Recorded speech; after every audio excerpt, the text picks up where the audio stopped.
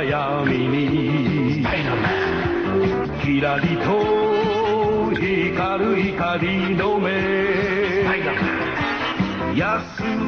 Hello out there and welcome to our Super Podcast. I'm here with Richard Drumm, I'm Paul Farren, and Scott Not There is not here. Badum and indeed Tish. So Scott's got a good excuse. He's rebuilding Forbidden Planet from the basement up, which is, we're all looking forward to that. So Scott, hello to you. And we must apologise to all our female listeners. We know there's thousands upon thousands out there, but it's taken us a while to get around to Wonder Woman. Dangerous intro. Okay, right. We want to talk Wonder Woman and DC finally getting back a bit of grace after their travesties of the last few years, which we regard Suicide Squad and Super Batman as being. Richard? And Man of Steel to a point, I suppose. Yes, well that's true. But I think Man of Steel and Wonder Woman are a bit the same for me. But I'd like you to start because you've watched this film more intensely than I have.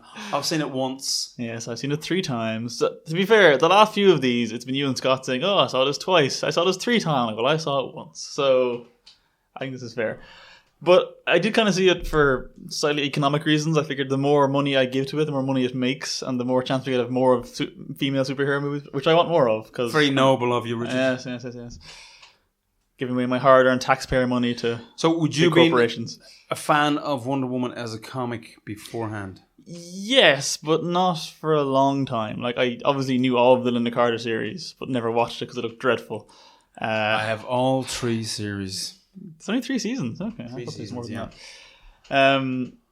Yeah, like I was familiar with Wonder Woman, and then I've started reading actual Wonder Woman comics in the last maybe 4 years. I read Greg Rucka's run in New 52? That was very good. And Grant Morrison's controversial run on it back in... I haven't read that one, no. I haven't actually read a lot of Wonder Woman I've comics. only heard about it. I wouldn't have kept up with more recent ones. No. I'm a kind of Golden Age fan. I find those ones fun. I've got a few Silver Age ones as well. By an artist whose name I cannot remember, but they're wonderful ones where she's always got man problems. You know, those pesky men tormenting her over, fighting over, loving her. That was the basic scenario that I remember from a lot of them. And doesn't sound that engaging. They got Wonder taught into it, and they got Wonder Teen Girl or Teen Wonder Girl into it, and so the artwork is actually beautiful. Ross Andrew was the artist who went on to do, I feel, lesser work in Spiderman, but that's not relevant. Let's talk about the film. It's done really well. It certainly had the fans out at this time of diversity and keeping a good, strong, solid kind of female interest in films. It's obviously done well out of that.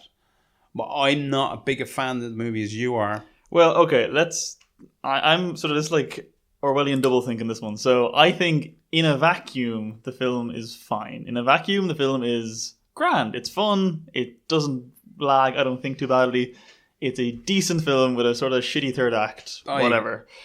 Yes, I would agree there. But the novelty of it, being a female superhero and like directed by a woman, which means it's a lot less leery and male gazy than usual, by and large, there's some exceptions to that, those shots, I think carries it. And also just because it's nice seeing Wonder Woman on screen. Because remember, like, for the last 2 decades, it's been just, they can't make a Wonder Woman movie. No one will watch it. It'll be shit. They can't make it. They can't do it justice. They won't. If they do it, it'll be some weird revisionist thing like Joss Whedon's script. Been in development hell for something like 20 years now. More, probably. And so Joss Whedon should have, in a lot of people's minds, he should have been the man that could have done it, considering his... Did you read his script for it, though? I'm hopefully you're going to explain that, but I would have thought he would have had the inroad with his success with Buffy and strong female heroes. I don't know why he didn't, because he was trying for a long time. I think he wanted Angelina Jolie to play her, which would have been interesting. Solid casting. What was his take on the whole thing? I didn't read the full script. It was doing the rounds on Twitter there a few weeks ago after the movie. This one came out, and it seemed like it was more just the Steve Trevor story with Wonder Woman in it,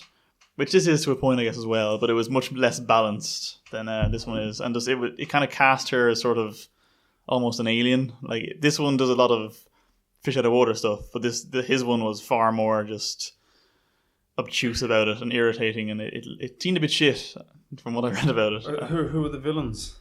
I didn't get that far. I read like from the first half of it. Can't skip pages, you know. I just saw out of context quotes. Well, let's say for just say this Wonder Woman is very different to the Wonder Woman that came out in 1939, I think, from Charles Moulton Marston. Well, that's that true. That sounds about right. Yeah. Who was a psychologist and apparently one of the originators of the lie detector, believe it or not. He had, I believe, that bondage was going to save the world, and polyamory, good healthy S&M was going to create. But a strong, solid society. But he did believe in the power of women. In fact, there's a film coming out about him and the creation of Wonder Woman in the next while. He lived in a relationship with 2 ladies, I think. I think so, yeah. Women, right. As someone pointed out to me recently. But there's very little to connect this with his Wonder Woman. But that's true, like Batman or Superman or... There's one joke, actually. Did you notice one sneaky little joke? There's only one bit of bondage in the entire film. No, go on. When they hit... You've seen it 3 times. I've seen it once and I spotted it. I'll know when you say it. I can't think when they hit London and they were going through the streets of London where you see a man in chains demonstrating a circus act. Oh, yeah. So, but my issues with the film were pacing and logic. I know it's a superhero film, but I still think they need logic. The journey from... where is the island supposed to be now? I think it's somewhere off Italy at this stage. I had the same debate with someone after it. I don't know. It's somewhere near the Mediterranean, I think. But I do agree, it's one of those suspension of disbelief moments of, we had to ride in a ship, so you get to London in a night. But also, when Steve Trevor was chased into this area that the guys bumped into because they were chasing him, we never even saw an aftermath to that scene that made any sense. There's simply the Germans were gone and they'd been cleaned up, and there was...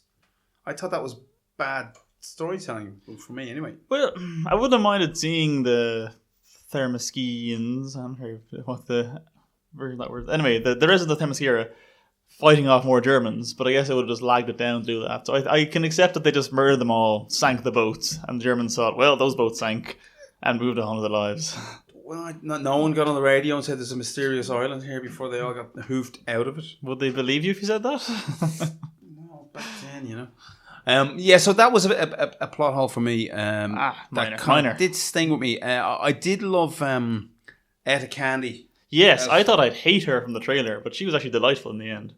Nice actress. I cannot think of her name. Lovely actress gone. From The Office. The Office. Yeah. And there wasn't enough of her. Again, there was a fun. The logic holds, and again, there's plot spoilers here, guys. This is a given these days. The main villain was who we thought it was going to be. Also, I felt that there was a little bit of subterfuge going on that was reminiscent of Captain America 3. As in, we have a fake villain to follow through the story. It turns out to not be who they are. And that was too apparent and too lazy, I thought. Well, that was too apparent, but I think who actual Ares turned out to be was surprising because it was such a weird casting choice. No, but I just didn't think they'd use him. Because, okay, here's what I thought. David Thewlis. Yeah, if it was going to be David Thewlis, I figure he'd be like the crotchety old British man. But then when he becomes Ares, they'd have someone else in the role. Because he has the same weird little mustache when he's Ares. I love that flashback to the Fall of the Gods. Still the weird, stupid mustache for some reason. Well, not only that, yeah, so it really felt like he was fixed into his big muscular body, and that would look terrible. They should have left the mask on him. Yeah. But with that in mind, I mean, the whole plot boiled down to them hanging around with a woman they thought was demented, who they knew had some kind of superpowers. Yeah. Only to find out that she was proved to not be demented. What I didn't like, and I think some girls I know have seen it took umbrage with this, and I agree with them, is that Steve Trevor's sacrifice kind of almost outshadows the heroic deeds of Wonder Woman. And I don't think that would have happened if the film had had a male lead and it was a woman working on side with the hero. I thought that was a flaw for a film that was, again, shouting out about the fact that it was a new, strong film for the women out there to latch on to. No, that's a fair point. And I was surprised no one said this. So, I mean, my issues, I am glad that film exists, and it is good to remind people that it's not the first film with a good, strong heroine in it. No, it's not, but it's just there's so few of them. Well, there are so few, yeah. But and I don't think it's going to change too much. I mean, Hollywood, I'd love to think that they're concerned with diversity and social bigotry and that. But I think bottom line is concerned with money, and if they feel there's a market there, well, then that's what they're going to back. Well, that's the thing. That's why I'm glad it made money. If it had been shit, I would have been disappointed. But once it made money, I'd be happy because they'll put more money into these things going forward. Like we might finally get a Black Widow movie. There's that Silver Sable Black Cat film coming out for some fucking reason. So you reminded me of Catwoman now with Halle Berry. I would love a new Catwoman movie. Back. An actual good Catwoman movie. Well, there's Gotham City Sirens coming out as well, so they are going that direction for some reason. Yeah, but if you go look to most of the comic book sources, especially of the late 80s, early 90s of lady superheroes or superheroines, they kind of have eye candy for the boys as well. I know. But I think that's the thing is, it's all aesthetics just to sell comics, but they don't care about the content so much, like the editors. So you get people like Gail Simone who will write these comics that end up with these very sexualized characters, but are actually quite well written and like have good. Which I came across one of her stories recently, Justice League story, which had a nice bit of business for Wonder Woman. All right, I'm actually not read. It's called The Hypothetical Woman. Is that the same writer we're talking about? Potentially. She's done a lot for Wonder Woman over the years. Yes, and she has got a nice agenda that she does push into her stories about sexual politics and other things. Well, as you say, those things are great to see, and they are starting to surface in the comics more. And by that nature, getting pushed onto the cinema screen. I suppose it would be a good point to mark that, isn't it great? We've got a new Doctor Who. Yes, I think that's a big one. And there were some hilarious Daily Mail comments. Obviously, of course, there was Daily Mail. You kind of said it there. Yeah, so one of the Daily Mail isn't spelled Male. You know, because that's who it seems to speak for. Controversial. But let's do the good point. Gal Gadot is fantastic in the role. And I don't mean just that she's a beautiful woman. There's no doubt about that. People were very unsure of her after being she was the only thing to shine in the Super Batman. Agreed. She has a gravitas that, I don't know, her persona, you really believe her. To her genuineness. And that is a hard thing to push. She sells the schmaltzy stuff quite well without it seeming saccharine, which is impressive. Like, I still think the final moment she says, "I'll kill you with the power of love," which happens to just be like lightning, so I can destroy you viscerally. But love lightning. Yeah, that was all a bit hokey, but what else could you do with it? So, but that's another suspect element of these films, is that they can only sell so much kind of true love before you got to kick the shit out of everything in the room. Well, I think compared to the last 3 DC films, I think even just mentioning the word love felt ballsy and out of place. Yeah. So it didn't matter that it was force lightning. If we get into that fuzzy logic of a woman waving a sword around in the name of peace, we'll be here all night. So we won't stay in that territory. Let's discuss that scene though. I think that's one of the moments where it almost lost me on the first viewing, is when she gets to no man's land and the music starts swelling and it's all in slow motion and she walks out in the fucking costume and it just about works, but it's so nearly is laugh out loud funny. But then the actual sequence is fantastic. Her just raiding the trenches and going into that town, I almost clapped when I saw it the first time. So I think that's all great. In her self-cleaning costume.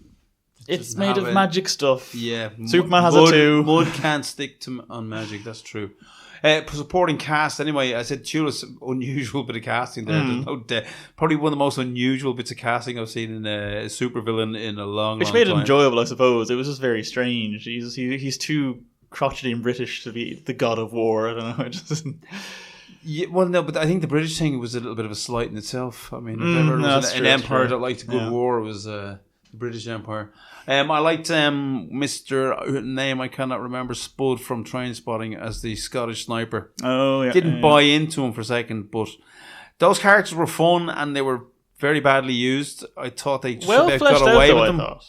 Yeah, but I think that came with the actors did a great job. Again, but they still felt like straggles left over from another movie. See, I'm okay with that because if you're going to compare it to Captain America 1 where he has the Howling Commandos, I can't name you any of those. So I'm kind of okay with a film underusing really well cast actors instead of just having disposable, because they're disposable anyway, but if they're going to be disposable, at least have them be visually memorable and sort of fun. True. I agree they're all wasted, but you're not going to get an Etta Candy / Friends movie, so... So I think the biggest flaw then for Wonder Woman was it just couldn't get away from the boss level. As in, like, meeting Ares at the end and having that big old fight in the ammunition. I think it could have been bigger because they released the Lego set before the film came out, and it was just a little Lego set, a little Lego Wonder Woman, a little Lego Steve Rogers, and then like a giant-sized Ares. So I was like, oh, is she gonna like fight a 20-foot tall man? That'll be great. He wasn't. No, he wasn't. He was just a regular. So I was really disappointed with that. But I don't know if that would have made a difference. Now I would have been thinking of Jason the Argonauts for some reason. Sure, you'd like that though, wouldn't you? Seems like your bag. Yeah, but but again, back to supporting cast. Danny Houston, terribly wasted. I loved it. Fun though. But if he'd had a proper subplot of his own, that wasn't just this character whispering in his ear. They were very bad. I thought structurally as well, there was some insane flashbacks. The first Steve Trevor flashback to him escaping was demented. I mean, why not just cut to that point in time, because it's happening quite close to the reality of the world that we're already in anyway. And then Wonder Woman's flashback to understanding what Steve Trevor had just done in terms of taking... That was strange, yeah. That was a Band-Aid on a film in post-production as far as I'm concerned. Yeah, I felt there was a few in there, but... The Steve Trevor bit I would defend, because I think the point of the first half an hour is leave you with nothing but the Amazons, and I like that. I think if you'd broken up with Steve Trevor doing his little spy thing, that would have ruined the flow of that bit. But yeah, again, Robin Wright and who played Wonder Woman's mother? Shite. No, it wasn't. Connie Stevens. I No. don't think so. If anyone remembers, please write in and tell us all about it. We have to start making notes for these things, you know. God forbid, no. But Robin Wright was great in it, and some wonderful fight scenes at the start. But there was one scene, as I said to you earlier, we were talking about this. There was a follow up scene to the first meeting with Steve Trevor, as in like the meeting about what's this bloke doing here, and what are the men doing outside of our little bubble, escaping from Hercules and all the rest of the gang. And then it continues out in the corridor. And if you look at it closely, there's loads of people missing from the scene that happened earlier that were quite solid kind of people in the frame of other scenes before that. And none of them are in that corridor scene. And I was wondering, or maybe I just imagined it. I could have just imagined it, but it just looked like it was tacked in later. I may be wrong, but I'm just picking now. Well, I don't feel like because that scene couldn't have kept going in that room because she wasn't allowed to be in there, so it had to be in the corridor. So what else could have been? Okay, well, I'm just imagining things. I'm just looking for things to pick at because it's a DC film. I think overall, I think my final word is that I agree. I was glad it was a success. I still feel it didn't earn its success. I was quite surprised, but then again, neither did Suicide Squad earn its financial success, which it did have. But it did earn its critical it's lack a of far success. superior film to that, but then that's not saying much on some level. Well, I think comparing it to Man of Steel, it is structurally very similar, right down to the point of having the villain give them a weird psychedelic dream sequence right before the big battle at the end, where they see almost like the exact same structure to it. But I think this does it a lot better, and it is just down to the fact that, and I'm one of these people that defended the whole dark and gritty thing for a while, but I'm kind of banning that now. The witch? The whole dark and gritty sort of thing that they were going for. Because Superman, it shouldn't have been him falling to a pit of skulls.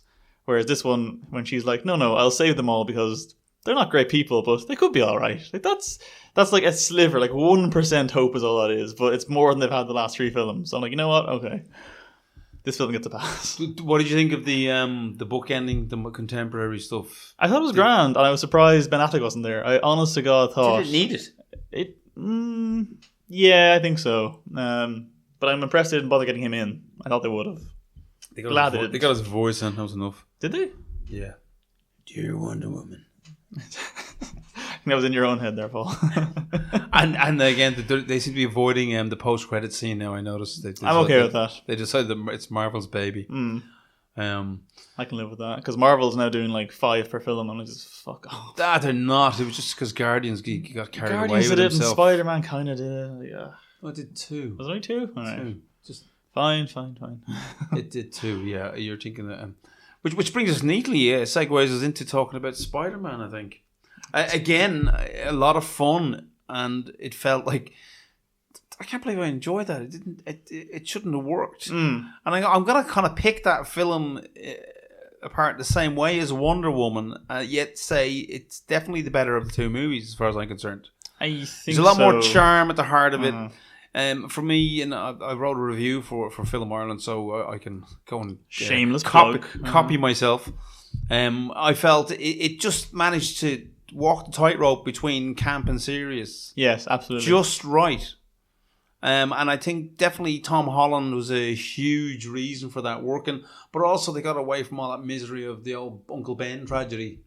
That was a smart move. It's not showing that at all. Like, there's a vague allusion to it once. That's all you need. Do you remember the line from Peter Parker when Ned asked him, "What about the spider?" "Spider's dead, Ned." Yeah.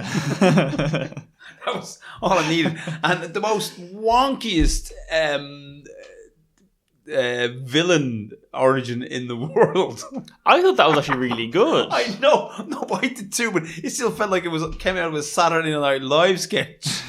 We're all cleaning up after the Chitauri, and I'm watching it and going, "What do you mean you're cleaning up after? Who would let a cleanup crew from New York into a site where there's these super aliens with these crazy weapons and go, hey guys, would you mind cleaning up the debris there?"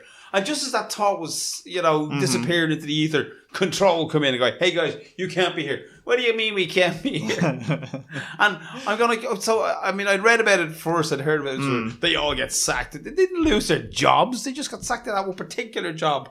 And then they're all... And then... Was it? I think Keaton puts one of the little bit of Chitauri glow into his pocket. And then I loved... Then we see them back at base there, which is going to become their villainous headquarters later on. And the Tinkerer reminds me, "Hey, we got a shitload of stuff here from yesterday anyway that you didn't need to put that in your pocket." It was so terrible. I went, "Yeah, okay." Well, see, that's the thing, because I really don't like those Sam Raimi Spider-Man movies at all. I think they're unwatchably lame now, because they're so sincere. I haven't seen them in a long time, but I do think there was it's sincere, true. There was a good attempt made at the original origin.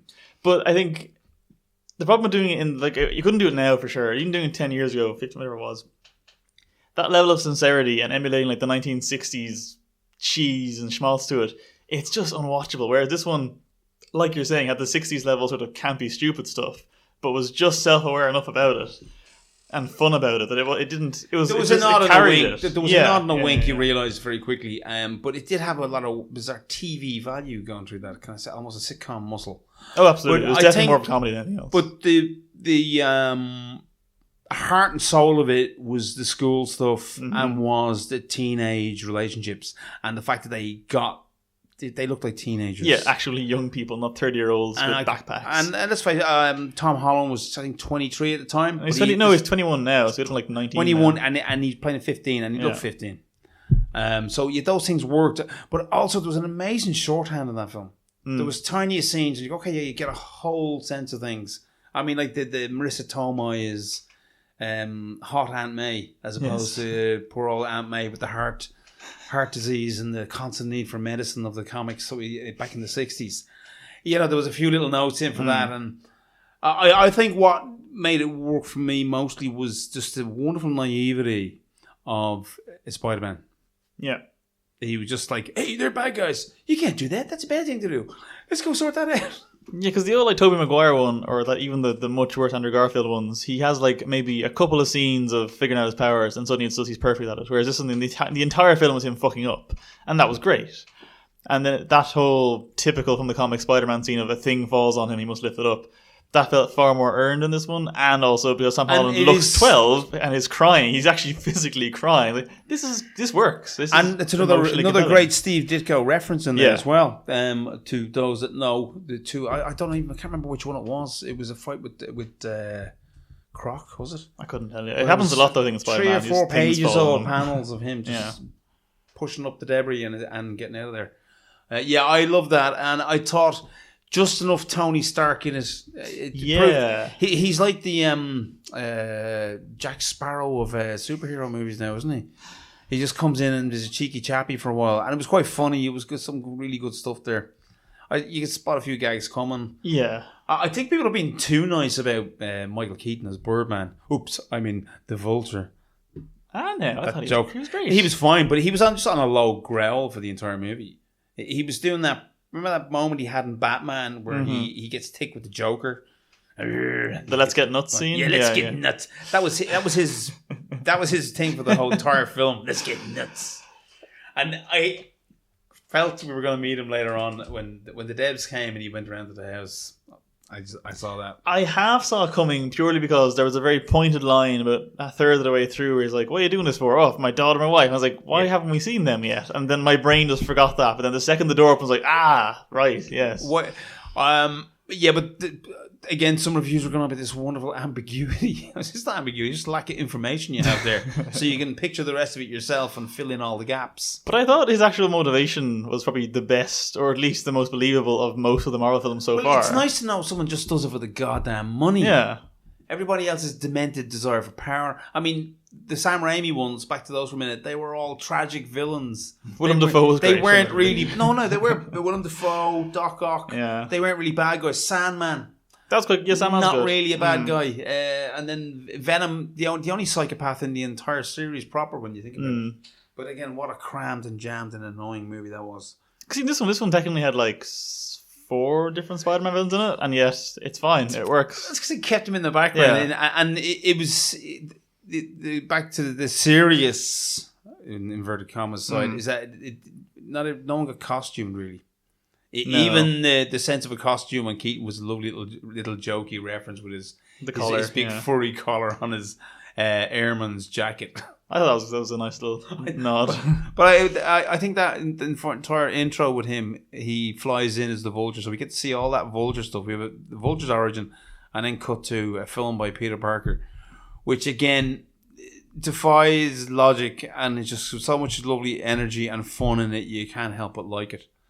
Because the scene itself addresses the point of why you're making this. You can't show it to anyone, so why are you doing the voice? So it's entirely self-aware about it. But again, because it's just Tom Holland sells the hell out of it, and I always like seeing that as well when you see a scene from a previous film from a different angle. Same with Batman v Superman. You see the Man of Steel fight at the end from the ground. Yeah, that was one of the more interesting moments in it. Yeah, so I like that you see the Civil War's fight from his point of view, and it actually lines up really well. It was, Oh, and let's talk about the Captain America cameo then. Brilliant. They were fantastic. I stayed for the end credit scene, and I laughed so heartily. I said that was again a wonderful nod to something that they were definitely doing, which was robbing the life out of John Hughes. Yeah. For all those wonderful 80s. But they aren't all wonderful now, in fairness. I like The Breakfast Club and I like Ferris Bueller. And the rest can kind of stay in the back of my mind. Yeah, that's fair. But he did it first, and he did that fantastic post-credit scene in Ferris Bueller's Day Off, which was a nod to. There's no doubt. Well, Deadpool did it more explicitly, doing the exact same framing and stuff. That's right. I forgot that, actually. Well, that's actually, I was thinking that watching it, that it felt closer to Deadpool than anything else, but that makes sense because Deadpool and Spider-Man are always kind of linked in the comics anyway. They're always kind of the same character, just from different ends almost. Yeah, well apart from kind of winking directly to the audience, there was the same little heart to it, and of course it wasn't as profane as Deadpool. No. I do love the fact that they're not worrying too much about who knows who the hell Spider-Man is, because that kept the comics going for a good 10 years. Oh, my identity. Oh, I got it. And again, it was a big hang-up with superhero comics for the longest fucking time. Well, that's been like the main Marvel movie thing, though, is that no one has identities in this one. Everyone's just who they are. So I thought, will they actually bother doing the Spider-Man thing? And they did until the very, very end. Well, there was that little joke with Michael Keaton. When you Spider-Man was, you think I'd be here? So, and we obviously know MJ knows who he is at this stage. Maybe. And, the joy. Oh, it's MJ. I didn't care I thought she was a great character. I didn't care that it was MJ. Matter. I thought she was a hell of a lot of fun. She was probably, apart from Tom Holland, probably my favourite character in the movie, I'd say. So, I liked Flash, lovely actor from Grand Budapest Hotel. The diversity thing, I was reading a review on IMDb from a user who was giving out about... Of course. He was giving out white genocide, is that used as a term? The forced diversity of it all. I said, my God, you poor man. Have you seen New York at any point? Exactly, and but there was also the danger that making the Flash the Indian guy, so some Egypt would go, oh, that's racist. He was very good. I like Flash. Don't forget, Flash becomes one of Spider-Man's best mates and Peter Parker's. And Venom eventually. Does he end up being Venom? I think he's Venom now, but but he's good Venom. He's on the Guardians team, I think, at the moment. I don't know. Listen, I don't follow comics. I'm staying away. So this Spider-Man's it comes from Ultimate or is it from the Miles Could Gonzalez? not tell you. Because I know it's only in the last 10 years. I mean, I actually had I wouldn't call it research. I just happened to be by a comic book stand. And you met a Spider-Man at Comic this stage. book stand. Oh, they still exist. Yeah, they're in shops against the walls. The amount of versions of Spider-Man now is just shocking. I think we even have a Mexican Spider-Man. There's an African American Spider-Man, I think. Because I just know there's Peter there's Parker. So many Miles Earths Morales now. So many Earths now. Oh right, yeah. So all these other little mini villains that turned up. There was the Tinkerer. There was a Shocker. Two Shockers, and who was that other guy? the we have the Prowler. Scorpion. No, the Scorpion. Scorpion. The Scorpion floating around in there. and the Prowler. Which one was the Prowler again? Prowler was what's the say some Community? Donald Glover's character. Remember the guy when he does the Batman intimidation scene? Okay, Yeah, he's Miles Morales' uncle, I think, or something. Okay. So that was. I remember you mentioned like I have a nephew that was meant to be their other Spider-Man. Was one of the teachers going to turn out to be someone as well? I didn't notice that. It seems that they're kind of softly setting up a Sinister Six for a future film, all right. Well, they had that script written, so they're probably trying to find use for it. They must have cannibalized it because that's true. We never got to see any kind of final payoff to. Well, we might still get that the last because trilogy. Well, related news, that whole Tom Hardy Venom movie, which is coming out next year. Oh, yeah. But it's not connected to this, so it's its own thing, which is even worse. Okay, But I think this film did have the security of being part of the Marvel world totally paid off for them. Definitely. There was a lot of stuff they could go straight into, and not everyone bought into it immediately. Didn't have to think about it. As I said, like the origin for Spider-Man was pretty much the Civil War movie. And any unanswered questions, fuck you. You're not getting the answer. This is where we are now. And again, a great ending with Aunt May. Yep, that was funny. Spoilers, everybody. Just remind you again, in case you came in late. I enjoyed that. The only near swear word in the entire film, I think. I like Ned Leeds. Again, they've taken names from old characters and put them in new places. Yeah. So God knows what's going to happen to Ned Leeds down the line. If anything goes by, what happened to the old Ned Leeds? He became Molten Man. After he married Betty Brant, if I remember rightly. All right. Yeah, so I know me golden age Spider-Man. Keaton's Vulture. It's good to see a villain survive the movie. Yes, I was convinced from the trailers he was not going to make it because all those shots of him standing precariously close to a giant plane engine, like he's getting sucked into that for sure.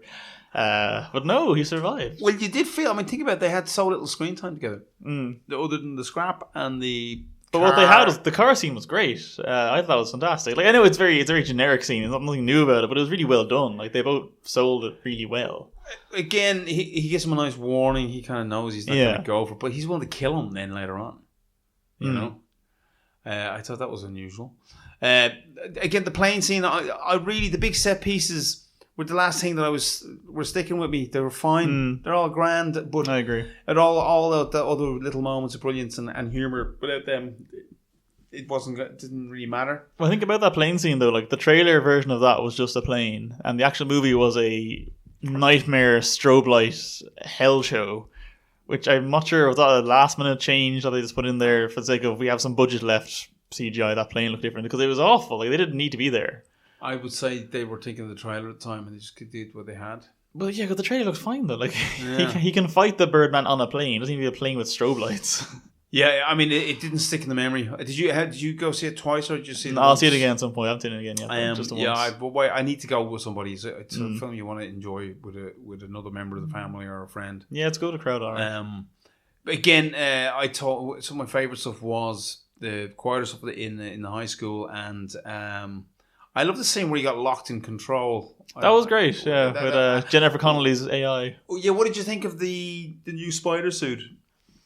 I thought they were smart in that they went, look, here's the Iron Man version of this suit, and then take it away immediately, because it did clutter things a bit. Like the kill mode joke was funny, but if there had been an entire film of him with like taser weapons and stuff, would have been shit and stupid.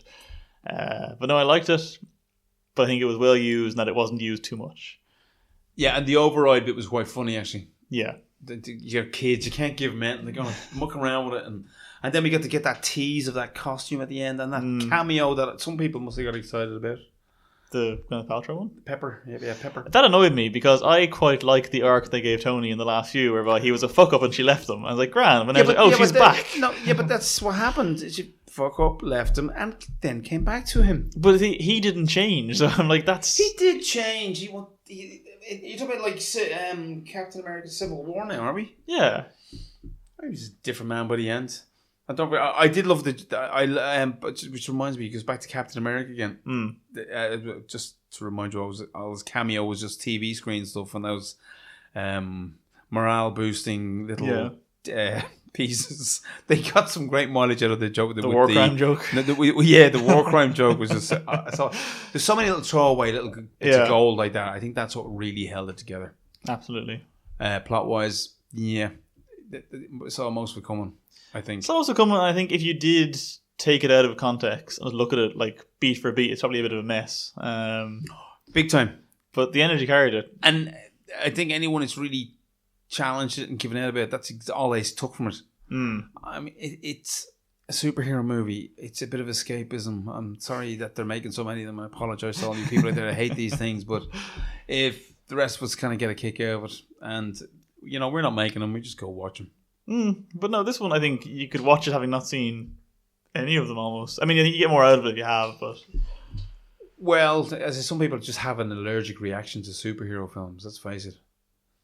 But Spider-Man especially, though, I think he's a bit Marmitey in that he's meant to be slightly hateable and jokey, but I think this is the first time they actually got the balance right, where he's lovably shit. I just love Tobey Maguire. Who is your least favourite then of the other two?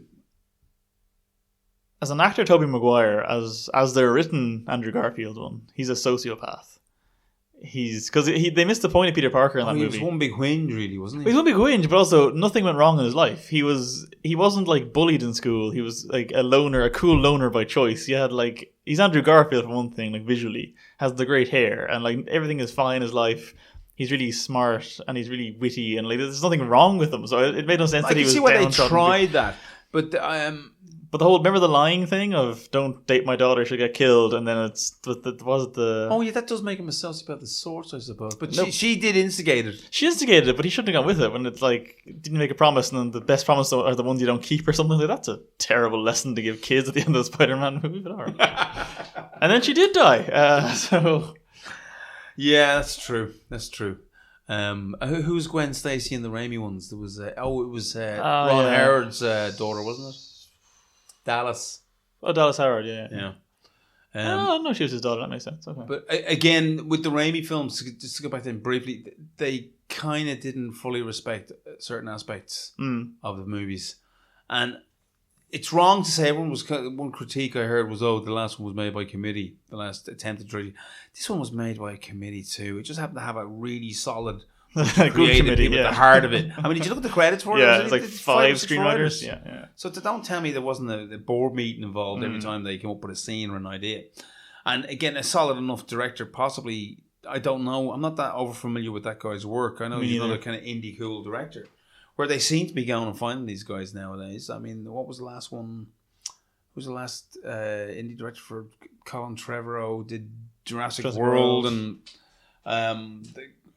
what's the guy? But even James Gunn, really, for Guardians. James Gunn, is the other big Marvel example. I think there's another one. Well, the Russos are TV directors. Yeah, like it's. I mean, they're coming from a comedy muscle, and I'm guessing, but I'd say like the action scenes that there's a committee involved in working out those. It's not those directors sitting down working out the ballet and the choreography for those scenes. Much like what Ant-Man. I mean, you know how much work goes into that just looking at martial arts movies from back in the day.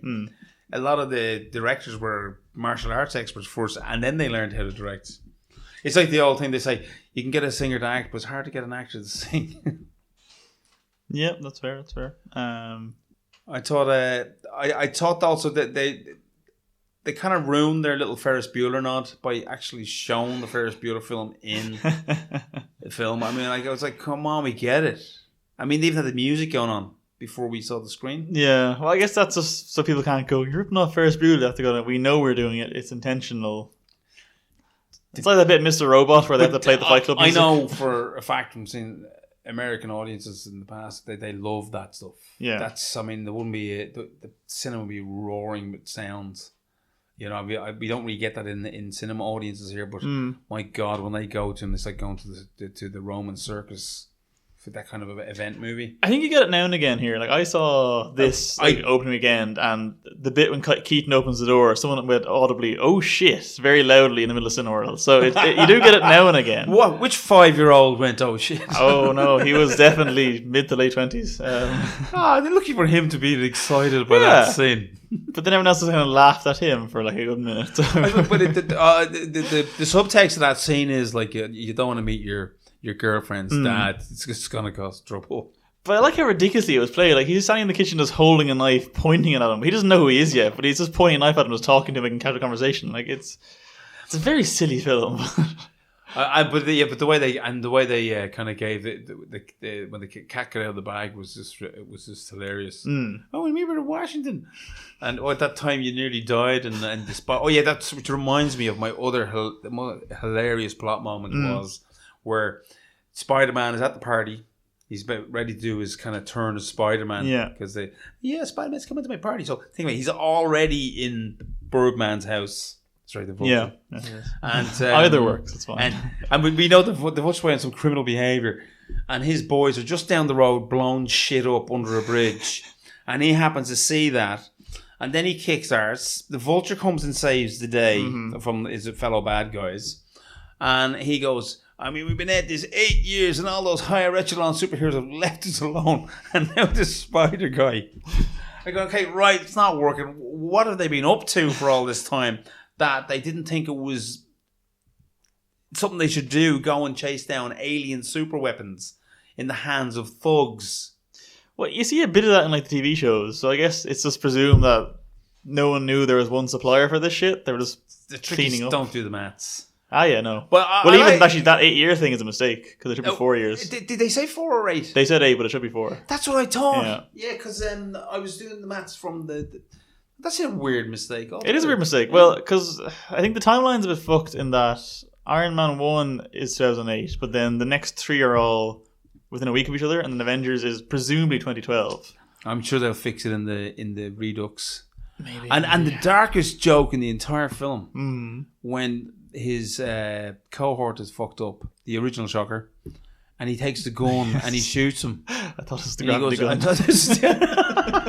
I thought that was worse than 2 levels. Oh wow, he didn't actually intend to kill him. Yeah, I like that. Terrible thing. And of course, don't forget, we get away with the fact that Tinker just disappears out of the movie at the end. He's the only villain that wasn't caught at the end, wasn't he? Was there 1 or 2 floating around the background? Well, I guess the Prowler didn't do much. He wasn't caught either. He was just sort of stuck to a car. I did like that scene though. Like that was a great just fuck you to Batman, just interrogation mode, just the big Christian Bale voice. Wonderful. I quite liked the Spider-Man theme at the start, the orchestrated version of that. That was a nice little nod to where we were going. But to the point that the main score itself... kids wouldn't have got that really. No, but they don't need to get it. It's not for them. That's true. Although I think kids would know. That song is very well known. It is People quite popular. It is popular. It's like Batman. People could just hum that 60s theme song if I haven't seen the show. Yeah. We forget it gets passed down the generations. Yeah, that kind of set things up nicely. And I think that was the energy they managed to maintain for the entire film. Well, that came in around 2 hours. I think it was under 2 hours, wasn't it? Was it? I think it was about 2 hours or a little bit under. I'd guess like 2:10 maybe. I think it's less. Well, that is a bit of a problem, Wonder Woman, to go back to it, I suppose, in that I think after BVS and Suicide Squad, they were like, look, we can't release another film unfinished and then release the Blu-ray version extended cut, so no deleted scenes, put everything into it. And the first time, I think it was a bit laggy in places. Watching it the second time, the pacing didn't seem as bad to me. For Wonder Woman, yeah. But I do think you could lose 15 minutes easy off that film. Big time. I don't think it hampers it too much not losing them, but you could make it a bit leaner, definitely. Is there going to be a Blu-ray extended edition? No, but they were very clear in the press, like, look, no deleted scenes, everything's in there. I think that's why it feels a bit laggy. So we're kind of a quiet summer now. I think superhero films are gone for the next few months. When's the next thing coming out? Well, superhero films are kind of gone, but if you're going to buy comic book films, Atomic Blonde is out next month. Is that based on a... It's based on like a one-shot graphic novel called The Coldest City or something like that. Yeah. I saw the trailer for it, and someone I know has been banging on about it because they're calling it a female James Bond. Yeah, basically. I think it's much more of a female born, to be quite honest. Well, it's Charlize Theron. So it hasn't done that well in America. It's interesting to note that it's had a staggered release. It had a bit of a release in America already, as far as I know. It was shown at Sundance, I think. Oh, maybe that's what it was. I don't think it's actually out yet, though. Okay, it's not. I don't think. I'll be curious because it's the same guy who did who shared directing on the first John Wick movie. But it looked a bit too well aware of its own toughness to be entertaining, to my mind, anyway. But they used a Queen song in the trailer. That's always a sign of a good film. There's a Queen song in the worked trailer. for Suicide Squad. So there's that. I think. When are we getting Justice League? Yeah, Justice League and Thor are both around October, November. I think Thor is first. I think Thor's out first. Yeah. That's that might be October. No, I think it's early November, and then Justice League is late November, maybe.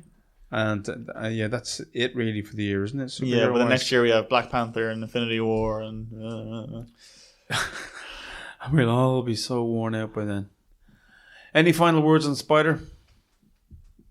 I'm just shocked that I liked it this much because it felt like such a... Aside from the fact that it has not been, to my mind, a great Spider-Man film. Because everyone's like, oh, no, 2 is like one of the best films. I was like, it's grand. It's very cheesy and hokey and he saves a train. It's stupid. But anyway... Of the original trilogy? Yeah, they're fine. But this one, especially because it was just the Marvel, let's get the rights back, let's just put one out there to reassert the brand. I thought it might be passable at best, but the fact that it was so funny, so charming, potentially the best Marvel film so far, maybe? The most enjoyable, probably. Most entertaining for a while. I'm not even going to put my brain to that task of thinking about it, to be quite honest. I did feel that there's certainly Spider-Man wise it's the best of all 5 of or all 6 of them at this stage. Yes. I don't think I could go back and look at the Sam Raimi ones there, and I bet you if you went back, the CGI would stick out like a sore thumb. Yeah, I'd watch them again just for like J.K. Simmons and Willem Dafoe. Because J.K. Simmons, they can't replace that casting. Well, what a waste. J.K. Simmons was great. But they could get him back to, like, he said he'd be up for it. So if they're willing to... He can't, because he's going to be Commissioner Gordon. No, that's fine. Like You can't do that. You'll upset all the fans. They won't care. But speaking of which, Sony, interesting move that they made. Because now Marvel have not only Spider-Man but a whole host of other characters that are going to come into the Marvel world because of ownership of that. As we know about ownership rights, they're quite complex. They are indeed. I think Mr. Gunn was being cheeky with a little Watcher reference in the Last Guardians movie. I don't know if he got away with it because I know that Marvel don't own. They don't. There's a bit of pushback on that. And Fox still aren't going near any deals like that. They really are staying away. Why are they being so reticent, do you think? It seems that they... I think it's Avi Arad. I think he has some kind of beef with Feige. Is that what... Oh, that's what I've heard. Is that... Okay, because Feige was producer with Fox back in the day. It's personal. I think it's personal.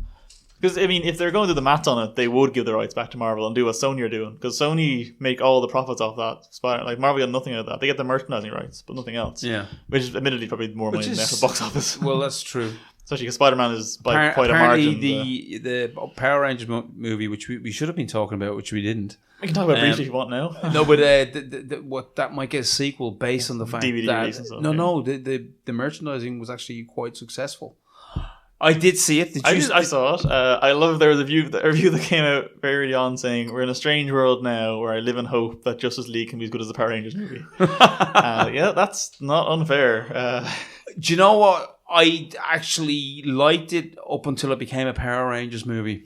I'm sort of the opposite. I think that was the strongest chunk of it. I think the first bit was fine, but there was too much of it. I think 90 minutes of them all being mostly too long. bastards. I agree. It was too long. It. But as soon as they got the swing of things and we got to understand who was what, and then suddenly the small town was getting attacked, it just reminded me of the original attempt at a Power Rangers movie.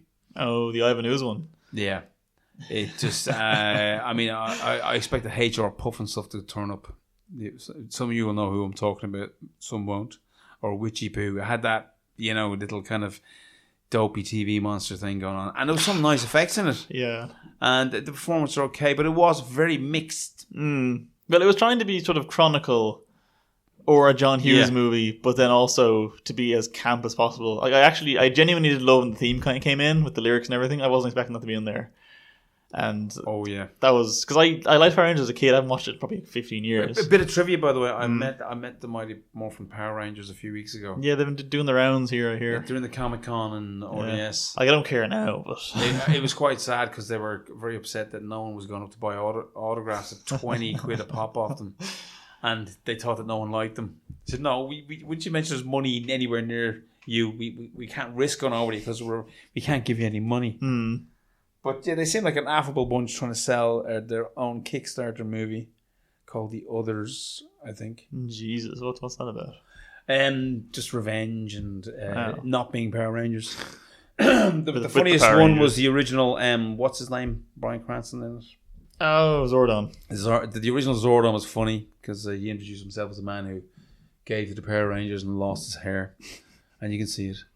But yeah, I'd be surprised if they get a sequel out of the Power Rangers. Me too. I wouldn't mind one because if they're gonna, I can't imagine they'd bring back Elizabeth Banks soon. But if they're gonna go that route with the casting or the villains, all right, in my books, she was great fun, and I loved the way they beat her by just swatting her into space. And gold eating was amusing, yeah. That was directed by the guy who did Chronicles, wasn't it? No, Josh Trank. No. Oh, sorry. He's been blacklisted. Oh, Josh Trank fucked up Fantastic Four. Yes. Or he's taking the blame for it anyway. Well, I don't know. Yeah, well, actually, just to talk briefly on that, I think he deserves the blame. I don't see how that could have been total committee. Like the studio clearly tried to fix it after the fact, but what was already there didn't look great to start with. So. Do you know, I was thinking about the end of that movie there recently, and I was thinking you could have stuck the end of that movie onto the version that Roger Corman made back in the day, and you wouldn't really notice the difference. Shocking thing to say. People are kind of coming back out to defend that Roger Corman one these days. Like, it's getting a bit of a. I tried. Reappraisal. There's something creepy about. Do you know that Reed Richards meets Sue Storm when she's about 12? And How old is he? He's about. He's supposed to be. I think he's supposed to be 20 something. But anyway, he waits for 10 years and it's something like, nah, it doesn't work. It's not like Charlie Chaplin meeting Noon O'Neill. I don't know what that means. That's a comparison to make sure. Well, that was creepy too. Let's face it. Well, actually, the latest news on Fantastic Four. But no, have you seen the film? It's on YouTube. No, I haven't. I've heard bits of it described to me, and it sounds. Doom especially sounds great because I want a comic accurate Doom really badly. It's worth watching for some of the tackiness in the final half hour. It takes the most god awful time to get going. It has a weird gap that is not necessary to get the Much story like Power going. Rangers. There's they go on their mission and then they get Sue and her brother Johnny, who are children in the first 10 minutes of the film, and then they're all grown up later on. And you're going like, why did you do that? There's just no need for that. Where I found a comic I hadn't heard of called First Family, and it was a kind of an attempt at sort of grown up Fantastic Four, a kind of 6-shot from Marvel. Okay. Very weird because it was close in tone to the original Fox one, but a bit more serious. I'm just going to start defending. Okay, we've gone off on the fuck. We've gone backwards now.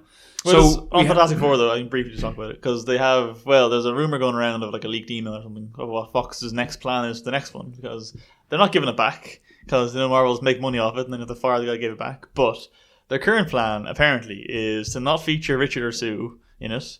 Or Reed, sorry, I called it my own name. His surname's Richard, it's fine. That's not my brain, right. Moving on. So it won't be the two of them, it's going to be in sort of supporting roles, The Thing and Human Torch. But the main character will be Valeria and Franklin, is that the two kids? Franklin the kid. Yeah, and Valeria, the other kid. They're two children. Okay. Yeah. Which I think... I forgot they had another kid. For the sake of it being a different kind of Fantastic Four film, it'll also probably be shit. I am game for that. Because if you read the recent comics, I quite like Valeria. She's... Yeah, but they've got such a wonderful cast of characters within the Fantastic Four universe. Do they have to exploit them via the headline of a Fantastic Four film? Can they not just go and take some of those other characters and use them? I mean, like, who has the Inhumans? I thought the Inhumans were wrapped up in Fantastic Four as well. No, the Inhumans TV shows out next month. So what do Fox have in terms of they got X-Men? X-Men and Fantastic Four, but that includes a lot of space stuff. But what's the universe then that they own? I mean, they own the Forbidden Zone apparently. I mean, that's a place. Oh, they own all that crap, and I think they own like they have Galactus and Silver Surfer and the Shi'ar, or the name is from the X-Men. Yeah. So most of the space stuff is theirs because of X-Men, I think. But they don't have a universe; they just have chunks of Marvel's universe.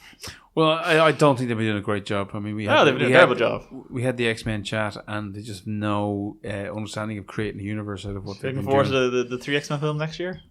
Because they're doing Dark Phoenix with the current main cast. I think Fassbender and all are back. Then they're doing New Mutants, which they're saying is going to be a horror film. I don't know what that means. It's going to be a horror film. That's what they're claiming, but I have no idea what that means. I guess they all find their powers and then murder each other. Oh dear. And then there's Deadpool 2, obviously, that could be good because I like the Josh Brolin's Cable. Sounds like a good casting to me. Again, Deadpool. Didn't like it. I didn't mind it. I found it kind of very you need a scrub afterwards, kind of amusing, and the plot was useless. It got by in sheer cheeky, profane charm. Oh yeah, no, it did. Like Spiderman, that it was mainly just the jokes carried it, and in that case they went, look, this is a boring film, chop it up and rearrange it. And the energy of the kind of character, at the heart of it.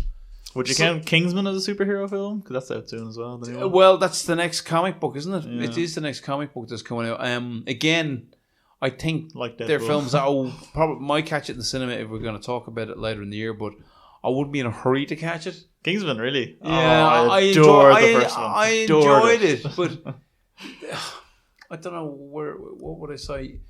It's sheer joy of its violence. It feels a bit pornographic. And I don't mind, but I don't mind a bit of gung ho in a movie, and I did get a laugh out of it in Deadpool, but my God, Kingsman really pushed the boat out. And I did enjoy the final ending when everyone's heads blew up. But I felt dirty afterwards. There was the chav mentality ran right through that movie.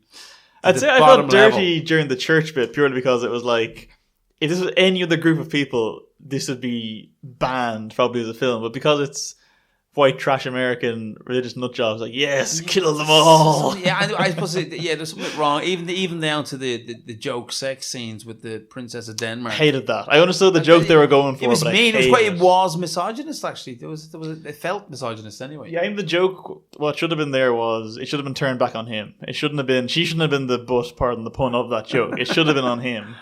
Thank you very much. Yeah, fantastic.